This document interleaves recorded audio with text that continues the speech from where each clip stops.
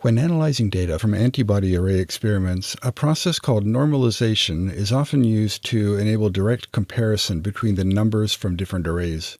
In this video, we'll discuss why normalization is necessary, we'll explain one commonly used normalization method, and we'll demonstrate how this method can be used first to minimize the impact on your data of factors that aren't relevant to your experiments, and second, to more easily explore covariation between different spots on your antibody arrays. So first, why is normalization necessary? To understand that, let's consider this image. What we have here is a picture of proteome profiler model ARY007 from R&D Systems. I've made 3 copies of the original array, which appears at the top, and altered the brightness of the copies in a variety of ways. So even though the underlying data in each of the alternatives is the same, when we measure the intensity of the spots, the numbers are going to be different. What we want to do is recalibrate the numbers so that we can see that the arrays are all actually the same. Of course, in a real-world situation, you're not going to have to correct differences that were caused by somebody photoshopping your arrays, and you're also not going to be comparing altered versions of the same array to each other. But if you want to compare the data from different arrays to each other, the different treatments in your experiments, you will need to use the same process to correct for a variety of factors that might be affecting your numbers differently in each array.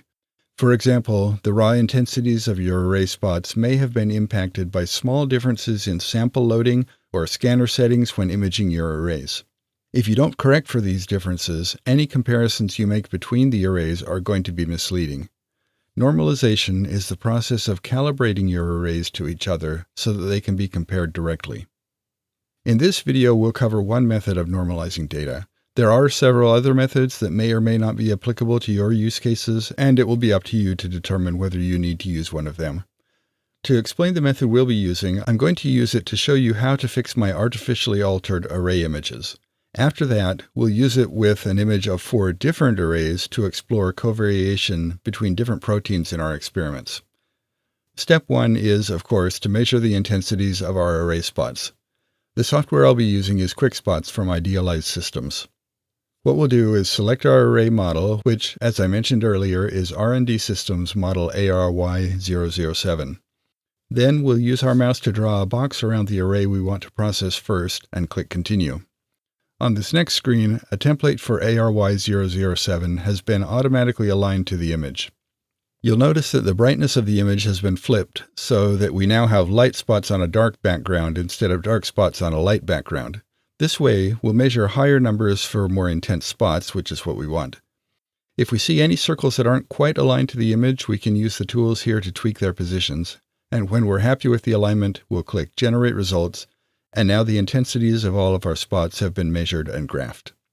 Then we'll go back to our first screen, select the next array, and repeat the process till we've captured all the data. So with our data capture completed, let's talk normalization. I'm going to start by turning background subtraction off so that you can see the raw numbers that were measured for each of the spots. And I'm going to switch from graphing by data set to graphing by spot pair. As you can see, the measured values of the spots on each of the arrays is different, and all the differences, as I explained earlier, are the result of my having altered the brightness of the images. If we can successfully correct for the differences that I introduced, the 4 values in each of these graphs are all going to be identical to each other. The normalization method we're going to use is a 2-step process. Step 1 is background subtraction. We'll subtract the brightness value of the background of each array from the value of each of its spots. That way, a spot that's completely blank will show up as a 0 instead of some arbitrary gray value, and all the other spot values will be pulled down by the same amount. The background value comes from the negative control spots, which, by definition, match the brightness of the background. So you can see that background subtraction does affect our numbers and our graphs, and in fact, by itself, it makes the numbers from arrays 1 and 3 almost the same. But arrays 2 and 4 are still giving us very different numbers. So our next step is to choose a spot pair to complete the normalization. I'll talk a little bit later about how to choose which spot to use. In this particular artificial case, I could use any spot with a reasonably high value, such as the reference spots, aka positive controls, or as we'll do here, amphoregulin. And now, when I check the normalize box, you can see that in each of the graphs, all 4 values are nearly identical. If you look closely, you'll see that, particularly with the less intense spots, there is still noticeable variation between the numbers. The reason for that isn't that our normalization method doesn't work, it's just that when I altered the images, some of the precision of the data was lost, particularly around the less intense spots. So you can see that normalization is able to almost completely correct for differences in our numbers that resulted from something other than the biological processes involved in our experiments. The way the calculation worked was that QuickSpots took the values of the spots that we chose for the basis of our normalization, in this case amphiregulin, and calculated what each of them needed to be multiplied by in order to change them to exactly 10,000. If I turn normalization back on, you'll see that each of these values becomes exactly 10,000. So you may be wondering, why 10,000? And the answer is, that's the number that we semi-arbitrarily chose when programming QuickSpots. If you read the documentation for an array model that's designed to be normalized using its positive control spots, it will probably tell you to choose one of your arrays and use the value of its positive control spots as the number to normalize to. And we could have done that. But the truth is that it really doesn't matter what number you use. After all, if you were using the value of one of your positive control spots, then depending on which array you took it from, you'd get a different number, right? So there's no one value that's any more correct than the other. What's important is that all of your arrays get normalized to the same scale, whether it's 23,315 or 26,014 or 10,000. We chose 10,000 simply because it's a large round number. In our example, the value for amphiregulin in array 1 had to be multiplied by approximately 0.429 to get 10,000. I won't bore you with the completely precise number.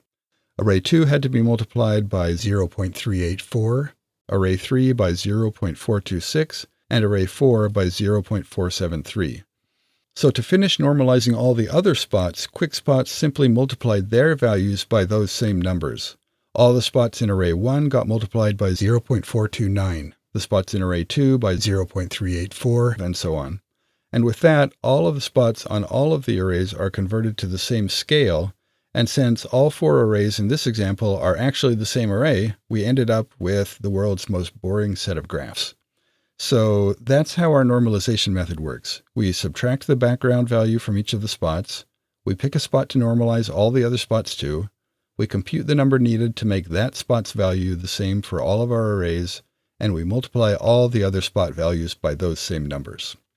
Now let's talk about how to choose which spot to normalize to, and how to use normalization to do something that's actually useful in the real world. For that, we'll use this image, which contains 4 different arrays, all of model ARY007. I've already captured the data from these arrays, so we'll skip that step. The choice of which spot to normalize to depends on whether you want to correct for differences between array images that weren't caused by the biological processes involved in your experiments, or whether you're exploring covariation between the spots on your arrays. We'll discuss correcting for non-biological factors affecting your data first. For that case, the spot you choose needs to be one whose value is known to be consistent from array to array.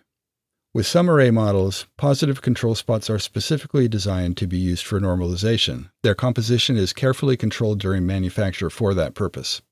Assuming that we read the documentation correctly when making the QuickSpots template file for your array model, if the positive controls were designed to be used for normalization, the normalization checkbox will be checked by default, and reference spots will be selected. For arrays whose reference spots are not designed for normalization, instead their purpose is just for template alignment, normalization will be unchecked by default, and you'll have to figure out whether you can normalize using some other spot. This particular array model is not designed for normalization using positive control spots, so if we wanted to normalize its data, we'd need to do something like spike each of our arrays with exactly the same amount of some protein or antibody so that one of the spots on each array would have a consistent value. Of course, if you're going to spike your arrays, you'll need to use something that's not going to interfere with what you're measuring in your experiment. Plus, you'll have to figure out what concentration to use and things like that. All of that will vary from experiment to experiment, so that's beyond the scope of this video.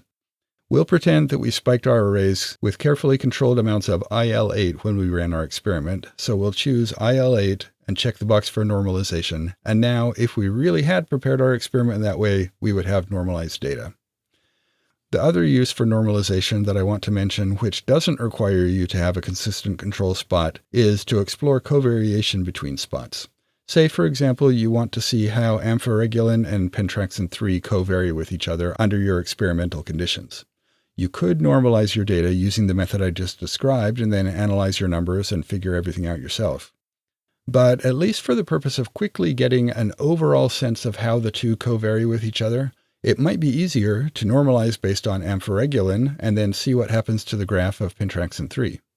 So if, for example, array 1 is our control and the other 3 arrays are our experimental conditions, we'd be able to see that amphoregulin and pentraxin 3 covary pretty much equally with each other in our first experimental condition, but quite differently in the other two. And if we select the difference % option, that might help us quantify the difference.